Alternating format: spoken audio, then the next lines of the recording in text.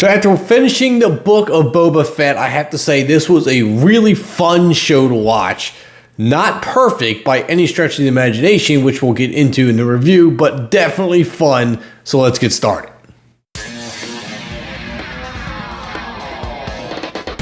Welcome to the channel. If you're new here, I'm Kevin, and out of the blue this morning, I figured, you know what? Before I do this review, I'm going to let you know I'm doing another giveaway. Why? I have no idea why, just because I want to. I have a gift card here, Fandango gift card for $25, going to go to one of you. I have no rhyme or reason why I'm doing this. I just want to give you a gift card. I want you to go to the movies on me, and it's super simple to enter. All you got to do, hit that subscribe button, comment down below on the video, and let me know you want in on the giveaway.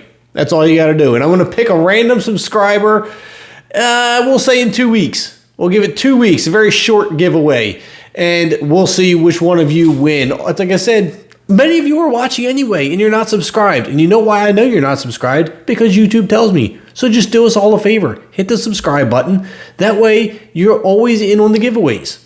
That's simple. Now let's talk about the Book of Boba Fett, because I really enjoyed this show, and it answers a lot of questions I had when Boba Fett returned in The Mandalorian. If you saw The Mandalorian, you were probably thinking what many of us were thinking, that is, how in the world did he survive the Sarlacc pit in The Return of the Jedi? I thought he was dead. He should have been dead, but he's not. So the Book of Boba Fett explains how he survived, what he's been doing since escaping the Sarlacc pit, getting tongue-tied here, and all the things that he's had to face to bring him to this point. So in the series, you're actually following two different storylines. One's going to be Boba Fett's past, and the other his present. At the end of The Mandalorian, we left off with him taking Joba the Hutts' seat as ruler, and now we're going to follow his new role and the people who are adjusting to his role, those who are going to accept him, those who are going to oppose him, how this is all going to play out. In the meantime, we're also going to be learning about his past in a lot of flashbacks.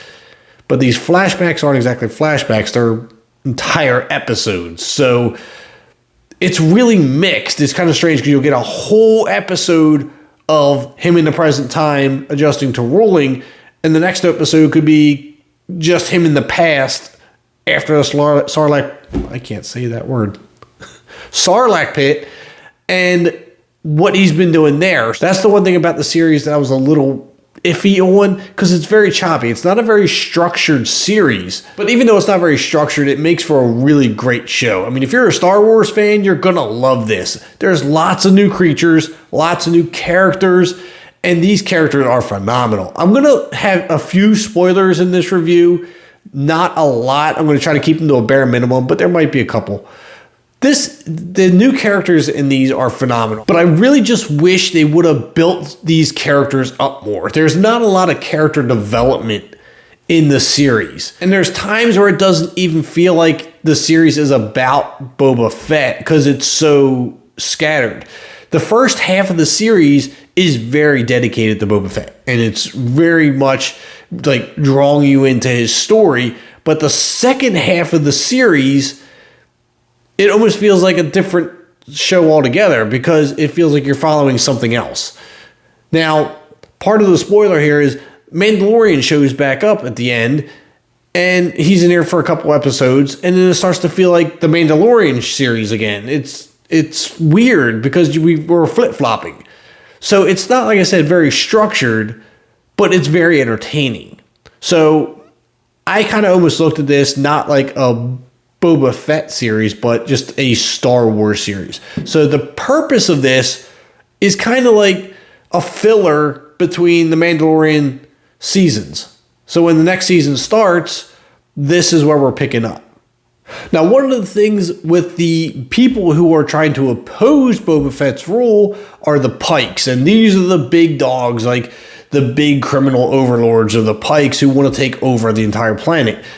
And the problem I have with this is that I don't know enough about them. This is part of that character development that I really wish they'd have expanded on more.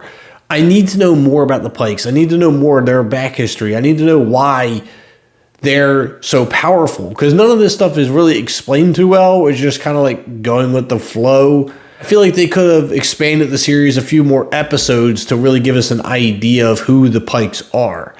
But being I'm not a professional movie critic, and I'm not going to nitpick all these little teeny tiny details and the plots and twists, and I'm an average guy just like yourself who just likes to watch the shows, who just likes to watch movies. I like the Star Wars universe. So for that reason, I enjoyed this series. It's definitely not perfect. I'm sure the critics will pick it apart and find things to complain about that I'm not going to complain about. But it's a fun, enjoyable series.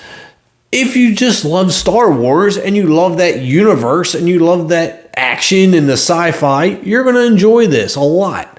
But it's also one of those things where you have to kind of like throw caution to the wind. But being this is a series with only 7 episodes, you're really wishing for more. There could have been maybe 10 episodes, and that could have gave you a lot more detail into Boba Fett's rule and this big battle that he's going through that actually didn't end up being much of a battle. I mean, okay, it was a battle, but he's making it out to be a war. It was a small battle. Not a lot of people involved. And they talk about building this army. There wasn't really an army. Okay, but it's... I'm nitpicking. I'm nitpicking the show. It was a fun show. It was. But they very easily could have called this Mandalorian Season 3. That's kind of how it's a tie-in to The Mandalorian. And if my biggest issue with this is the structure, then it's not much of an issue. I really enjoyed The Mandalorian. I love that series. And to me, this is kind of just Season 3 without being Season 3. But this is definitely just, to me, a continuation of The Mandalorian. We're just sidestepping a handful of episodes to learn about Boba Fett more. But then we're going back into The Mandalorian halfway through this series. So, if you like The Mandalorian, you're going to love this. And at the very least, what it did is hype me up even more for the next season of Mandalorian. So I want your thoughts down below. If you've seen it, what did you think of the series? If you haven't seen it yet, are you planning on watching it? Definitely make sure you hit that subscribe button for that giveaway. You don't want to miss out on $25 Fandango gift card. Going to the movies on me. Also, drop a like on the video for me if you haven't already. I'm Kevin, and I'll see you at the concession stands.